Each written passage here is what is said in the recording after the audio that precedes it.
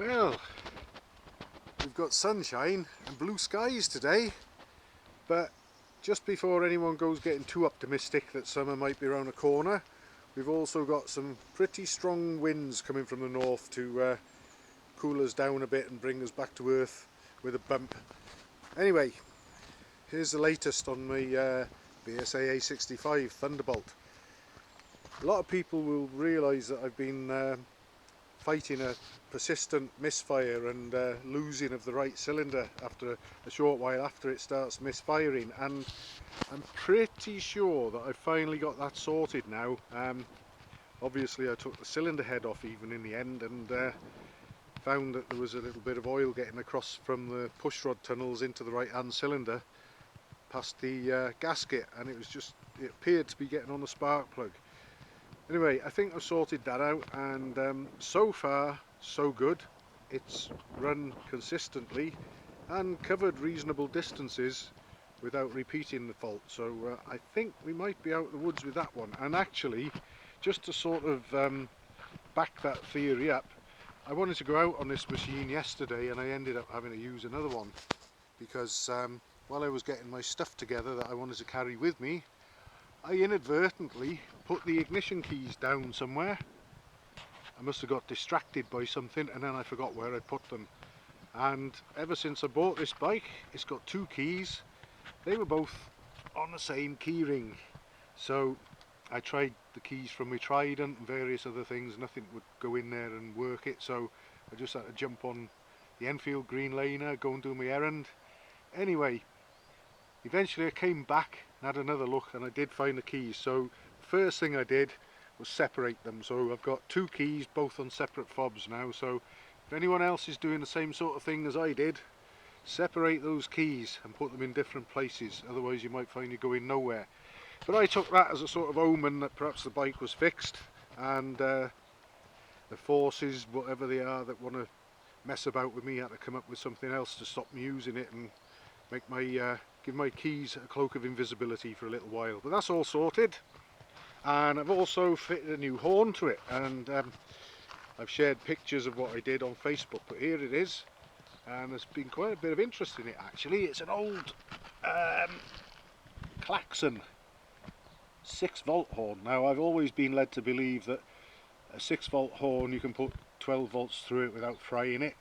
I hope that's right. I've certainly done it to quite a few, because it's not like it's got an electric motor in it or a bulb where a filament might burn out and blow. Anyway, it's on there.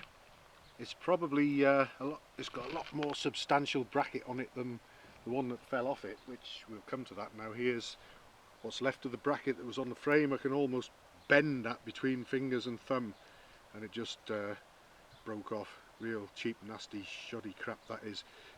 There's no way that the vibrations from the bike, there are some vibrations obviously, but it's nothing horrendous, but the vibrations that the engine produces are certainly not excessive. That's just weak, rubbish crap, and probably about 10 quid's worth of horn disappeared somewhere.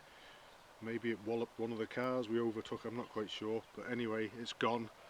But I found this in my bits and pieces and decided that with a bit of work I could make it fit. And not only that, obviously it's got 12 volts going into it. We make a lovely racket when we press this button. People will certainly get out of the way. Listen to this.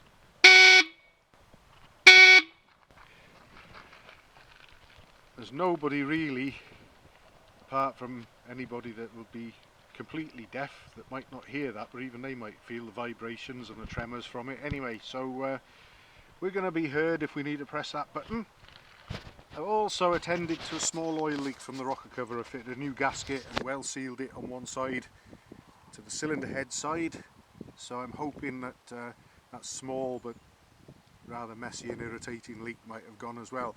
We're going to go out on it fairly soon, probably over this weekend, but everything's looking pretty promising and like it's finally going the right way with this machine. And like I say, I've got two keys for it, both of which will be kept separately from now on, so I shouldn't get caught out.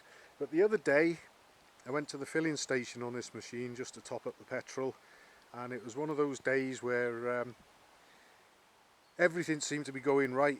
I hadn't taken my camera with me because I just thought I'm just going to fill it up and come home. Then I took the long way home, and then I didn't come home. And what a fantastic ride we had. But unfortunately, you folks are just going to have to take my word for that. But basically, it was what some people know as my long test route, and it did the whole loop right round very, very quickly. We must have overtaken about 8 cars at least on the way back. This is probably when the horn fell off, and where we usually started to break into the misfire and then lose the cylinder, it kept going and it kept going all the way home, and was still going on 2 cylinders when it got home.